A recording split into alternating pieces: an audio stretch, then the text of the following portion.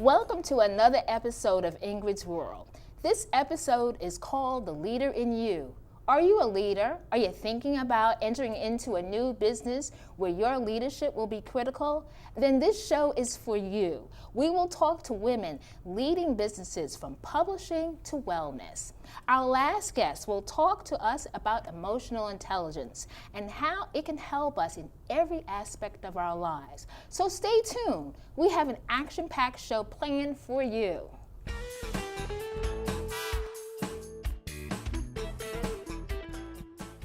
Welcome to the show, CC Cole. It's a pleasure to have you. Thank you for having me. It really is an honor. Well, tell us about your business. Well, I am President and CEO of Cole and Associates. It's an international professional public relations and communications firm. In addition to that, I do have a ministry that I founded, CC Cole Ministries International. And I am founder of She Am I, which is a foundation, and the chief editor and publisher for Silk Undress Lifestyle, the Lady CEO, International Professional Women's Magazine. You are just one busy lady. Oh my word. Well, let's see. Let's first talk about the publishing magazine that you do online. Well, it really is a very humble project for me. I really love the fact that the whole entire mission of Silk Undress is to share success stories with women around the world to empower other women to excellence and to help them realize that we have a dream. And our dream is to become more relevant in places that are dominated by the male workforce. And so it's a great magazine. We have profiled prime ministers and presidents from all around the world. We've helped young women start their businesses and just give them the encouragement and the power and the tools to move them from crisis and poverty to self-sufficiency and entrepreneurship and economical sustainability. So, when I was on your website, and in fact, we met, was it that Wednesday, celebrating the March on Washington, the 50th anniversary, and both of us were just taken back, and we started talking about your magazine. But what inspired you to do that? Well, I used to be the liaison for 26 international offices when I was working with this international market research firm. And I noticed that most of the executives, they were all men. And this was all international. And then even the ladies or the women that I did come in contact with, they were all like in an administrative position, but there were no executives on that level that were females. And I started a newsletter. It was a one-page newsletter to encourage women in those regions where I worked, the 26 international locations, to become entrepreneurs and to understand market research. And that one-page newsletter began to be 2 pages and 3 pages. And women started encouraging me. It was like, this is really great. This is very empowering. Thank you so very much for encouraging me to entrepreneurship. And you should really start a magazine. Well, I'm thinking they must be out of their mind. I have no idea what publishing is. And I didn't have a good grip on what that would entail. And I spoke to a mentor at the time, Svetlana Kim. She is the publisher and author of White Pearl and I, phenomenal lady. And she's like, well, you're already doing it. What's the big deal? Just do it. And it doesn't really matter if you know what to do. Just start it. And then you'll be guided. And I did, and it became an instant hit. Yeah. And I really wasn't sure how to do that online because everyone was print. And how do you really compete with that? But the good thing about it is that it was a learning process. And here we are 6 years later, we're still learning. And our readers tell us what they want. We get a good grip when we do our ad recalls. Tell us what you liked, and from the women that we profiled. And we started doing the 25 influential women.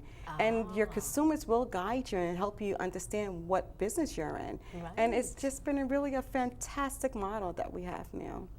So you have been doing this for 6 years. And what have you learned from this?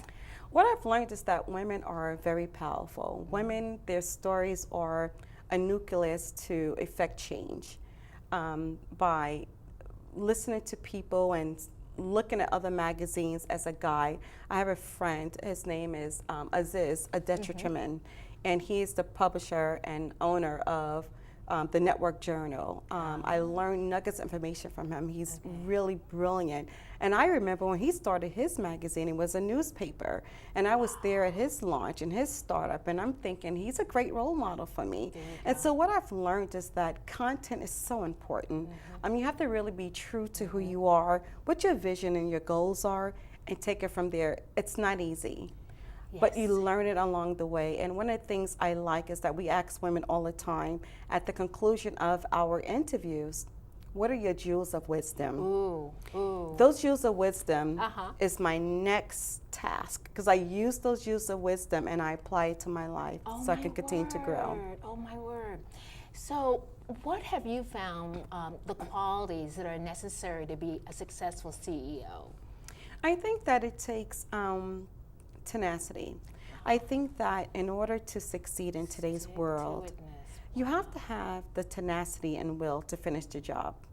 Well, oh my goodness, that's a mouthful right there, tenacity. Because if you don't have that, because the going gets tough. It gets tough, and you just have to keep on going. I have a person that's very dear to me, and I get very emotional when I talk about her, Chin Chu.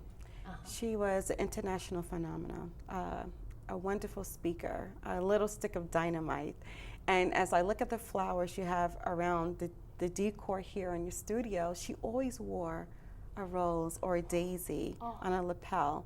And she was about, I guess, 4'9", and she was so powerful, so meaningful. She wrote The Art of War of Women, and she passed without me knowing, but I was trying to contact her, and she had motivated me so much to really dig deep in terms of what it takes to be a woman and to be extremely competitive in the male-dominated world, and not to really compete with a man to be harsh, but to wear your combat boots when you go into those areas and be skillful, artful, articulate your goals, no matter what it is, your vision, and develop your own leadership style. Don't be a copycat.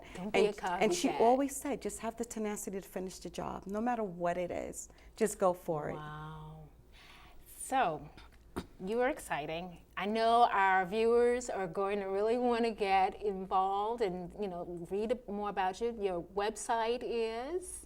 Well, the website is www.sokaundress.com, and I will spell that because the pronunciation is different. And they're even going to see it on there because it's appearing right underneath your name. Well, wonderful. Yes. Well, wonderful. And it's www.silkendress.com. Wow. Everybody has a story. What's your story of glory? Oh, I love that. Everyone has a story. Well, I tell you, I have to, really thank you for being here. You've inspired me. I just felt as if it was divine intervention that we met at the 50th anniversary. That was amazing, wasn't it? It was a pleasure to have you. But thank you so very much for having me. It really was an honor. My pleasure.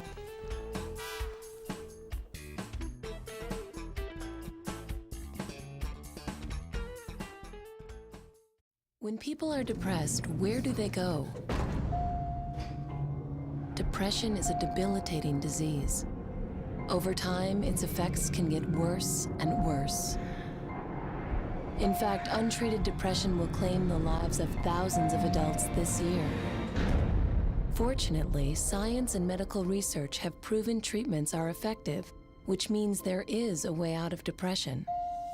Visit depressionisreal.org.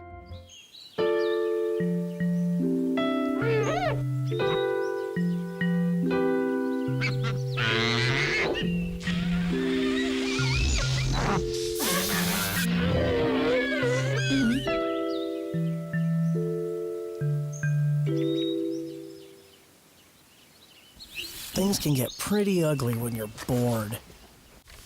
In an after-school program, you can find something way better to do.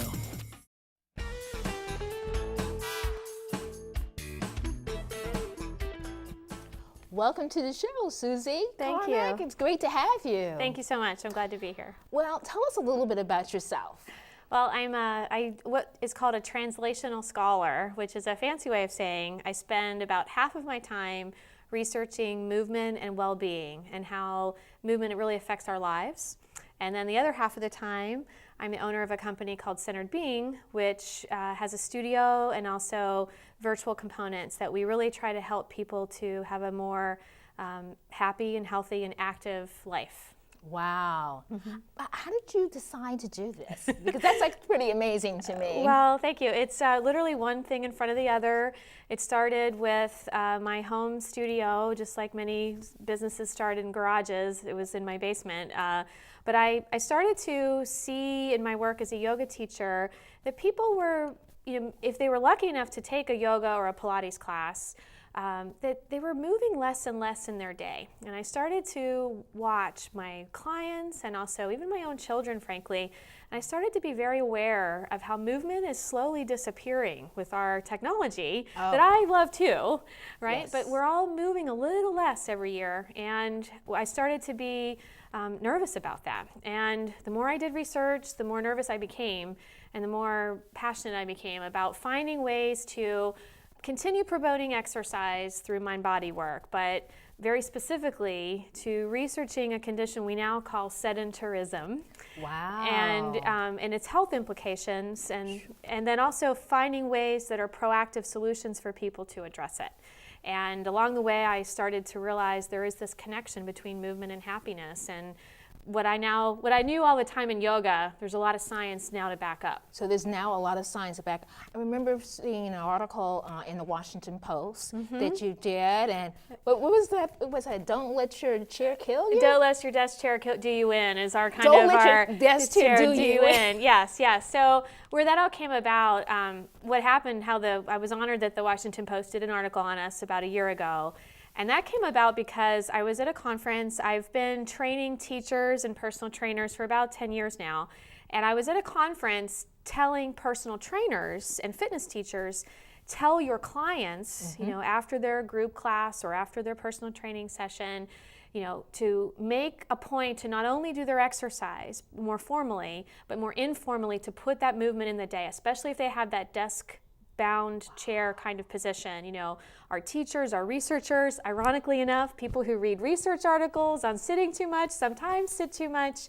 So I was teaching some protocols to them and what we call centered being, which I'll be showing you in a minute. And once I got there, they were finding it very helpful, and little did I know the Post was also there and found it would be helpful to their readers. And the next thing I knew, we were honored to be covered in 89 different countries. We've had 16,000 hits on our YouTube channel. And now doing a partnership where I'm working with Pan American Health Organization. And we're just really anywhere we can trying to tell people to be careful and to find some strategies to help. So centered being is one strategy. There's others out there, but I really feel like it's a concern we all need to be aware of and to do something about. Well, now you're going to show us some exercises here. Yes. We're going to let you lead and I will follow. Yes, that's great. Well, as you can see, I dress like a fitness teacher today, and you're beautifully dressed yourself. Thank you. But I actually like the fact that sometimes people think they have to change their clothes. So I think it's actually great that what you'll see we're doing is not hard-bound exercise. We're just thinking daily movement. Okay. And I call it the movement vitamin. The movement vitamin. Yeah, okay. And it's real easy to remember, just like a grade school cheer, 2, 4, 6, 8. Okay. So we'll start with our elbows go in two directions, as you can see, and so do your knees. So just, if we're sitting at the computer all day, you're forward, we don't get enough time to stand up. So we're just going to stand and come back in. You can bring the hands to your chest just to take a second to feel calm. Wow. Maybe it's a chance to place the hands on the abdominals, or just get the body moving and breathing. So any given time of the day, we want to get our 2 in, which is moving elbows and knees. Wow. If you wanted to stop and do some push-ups, that would work, right? You could do some more formal bicep curls, but at any given time, just get the arms moving so they don't get stuck. And same thing with the knees. We want to literally standing up is helpful. Really? Right. And so then the 4 is the spine. So if you think of from about your chest to about your stomach, it's longer, but from there, bringing your hands together, kind of like a bow, and then gently bringing your hands away from each other. I'm just doing that a few times. So if you think about it, this is kind of like an abdominal curl. and this is a back extension. And so just during the day, we spend too much time here, but it's important that we go backward. We can also twist, like the old dance, the twist, right? So that's the third direction of the spine, forward, backward, 3 is turning. And then side bending, you can either do seated or standing. We would just shrink one side of the body to the side, and then one side the other way. So those are your 4 directions. So during the day when you're sitting at that computer, you're just in that forward direction. We don't get enough time going backward, rotating sideways. So there's your 2, 4. And then 6 and 8 are pretty simple. You can hold on to a chair, or you can play with your balance and try to basically draw a number 6 with your kneecap. So just imagine like you draw a 6 in a direction, so you're really just moving the thigh a little bit. And if you have on a pretty dress, you might not move as much, right? And then the same thing on the other side. And all this does is stir that hip joint's what we call a ball and socket joint. And it's literally a rotation inside of there that we're trying to get going and get the fluid moving like the Tin Man. Oh my goodness. Okay. And then finally, the shoulder has 8 different ways it can go. It's actually a series of 3 joints, which gets really complicated. But the short and sweet way to remember is if you put your hands close and pretend that you have that marker on your elbow again, and just draw a sideways figure 8, which is really an infinity sign, right? It'll get all those different actions of the shoulder and get you out of that kind of stuck forward feeling, right? It gets you in all the other directions of the shoulder. Wow. And as you can see, that's the beginning of all the different movements. What 2, 4, 6, 8 really is kinesiology, movement science kind of compacted. And then the last part of the intervention is 10, just like the numbers 2, 4, 6, 8, 10, is to remember to put 10 minutes of movement into the day. And so what my research has found is that not only is that good for the joints like we just felt, but also we know that in 10 minutes of movement, mood goes up. We know that happiness and mood scores pretty much stay consistent after that first 10 minutes of exercise or movement, but it's what we call the timeout effect, a walk, a run. And so I just encourage your viewers to realize that, yes, we want our exercise for all the physical gains, right? Yes. But if we think of our exercise as not just about the body, but it's about our mental coping, our happiness, and that 10 minutes is like a B12 vitamin we take for mood improvement. Movement can help in a similar way to improve our mood. Wow. And that helps get us out of that worry of having to go into a big full-hour workout on those busy days. 10 minutes can really be helpful to the happiness. It's key what you have given to us and showing us how we can move and the importance of it. Well, I'm hoping that our viewers are looking to see your name and can research that. And tell us again your website. It's well, they can find me at susiecarmack.com. Okay. Or they'd be welcome to join us at our studio. We have a studio in Lorton called Centered Being Studio. And if they put the words centered being, all as one word, into YouTube, they'll see some great tips on how to stay active, short little 10-minute workouts, the ones that we've been blessed to see internationally. And we'll also be having some new things rolling out real soon with Pan American Health Organization with some more strategies for moving at your desk. All right, so everybody knows, instead of taking a vitamin, let's do an exercise. Thank you, Susie, for being here. Thank you so much for having me. Thank you.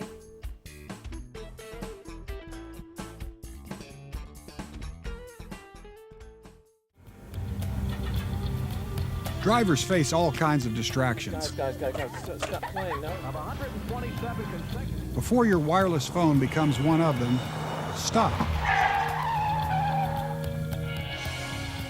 Drive safely. Keep your phone in easy reach and dial sensibly. In bad weather or traffic, call later and use a hands-free device. Remember, with wireless, safety is your call. It threatens the lives of more than 15 million Americans. Like heart disease. Its symptoms can be misleading. Like diabetes, it's biologically based. And like cancer, it can be fatal. It is depression. And like other life-threatening illnesses, Depression can be treated. Which means there's hope. There's hope for everyone who has it. Learn more at depressionisreal.org.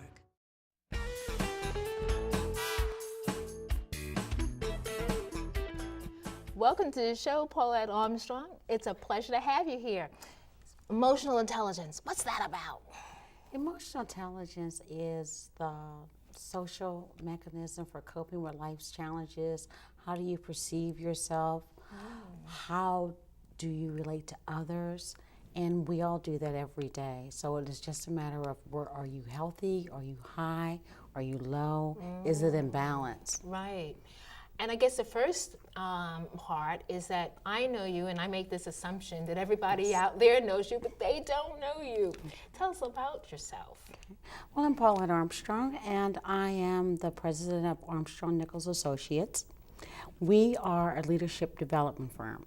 I've been doing organizational development for the past 20 years, and I have a master's in leadership, and my clients include organizations as well as private clients. I work with individuals on how to develop your emotional intelligence. I work with them on testing their current emotional intelligence, how they go about making improvements, goal setting, to coach them to a place where they are competent and their leadership skills are developed. I mean, that's really important because I know you through the wonderful projects I've seen you had. And you had always a way of working with people, and then you moved into emotional intelligence and that importance of it. So what's the components of emotional intelligence? Well, there's 15 different components. Wow. There is self-perception, self-expression, the interpersonal component, decision-making, and stress management. Then within the 5 of those, there's 3 other components. There's flexibility and impulse control, just a number of them, and optimism. So there's all these components, and your scores relate to how each of those work together. Wow. Yes, and then also in the middle of that is happiness. Everybody says you can't measure happiness, but with this tool you can, because it takes all 15 of those, see how they work together, what your scores are in each area, and we found that the happiest people are the people who are most optimistic and also have a very healthy self-perception. See, now that's really important because the happiness and the self-perception is very important. What are some things that you use to guide in terms of making, because you're very successful, how do you figure that out? I don't know, everybody's born with emotional expression. I think that mine is higher in some areas, and I found that from my scores. My empathy score, that's one of the components, is very, very high. So having such high empathy, I'm always concerned about how does this make others feel? How are people going to be affected by that? And I think that with my self-expression, I write, I'm a motivational speaker. I think all of that works together. They all dovetail. Wow, and they all dovetail. They all dovetail. And I think that that's important because what I always know about you, we've had the opportunity to work on some really very hard areas, but your way that you approach things were always so positive. I don't know, that confidence, that can do it. Thank you. Faced with tough times, you figure it out. How do you keep yourself, really grounded and being able to approach difficult issues? How do you figure that out?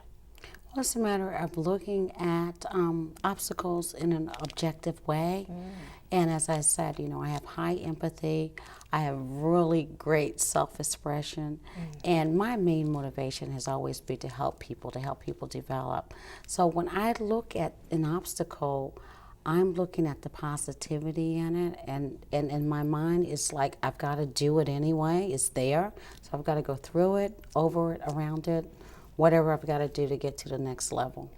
So that sounds like a real good tip for us to have, because one of the things is that I guess we should try to use empathy. Empathy is one of the components. Yes, empathy and flexibility and independence is another one. Wow.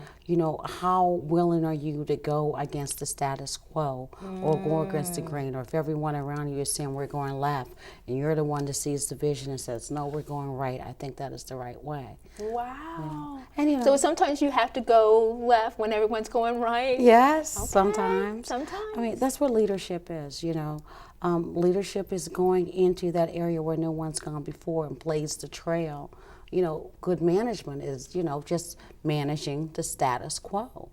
Oh, okay. So that's part of it, and this is what this whole show is focusing on, the leader in you. You know, how do you become that particular leader and the qualities? So it sounds like what you're talking about, emotional intelligence, is something that we can all work on constantly. Everyone, as I said, everyone is born with emotional intelligence. It's just a matter of where you are on the scale. Is it low, is it moderate, or is it overdone? And what we use in the business is this tool, the Emotional Intelligence 2.0 assessment, and it's validated. It's a psychometric tool. So what I do for my clients is I give them the assessment, we do the feedback, I do coaching sessions with them, and they set goals for themselves, working on the areas that they would like to improve. Wow, that's fascinating. So we can get in touch with you and learn more about what you're doing. Our viewers can see your name and how to get in touch with you. And a pearl of wisdom that you want to leave with our viewers? This is your life, live in the moment. And no matter what happens, it's always going to be good. Wow. I really think you visualize that for yourselves. Great, great. Well, I'd like to thank you, Paulette Armstrong, for being here on the show. You are absolutely amazing, and you're fascinating to listen to because I hope our viewers realize that you actually practice what you preach. Thank you. Good job. Thanks again, Paulette. I love the can-do spirit that each guest shared. Thank you, wonderful guests, for your inspiration. So my quote comes from a Native American saying, "Tell me and I'll forget. Show me and I may not remember. Involve me and I will understand." I hope that we involved you.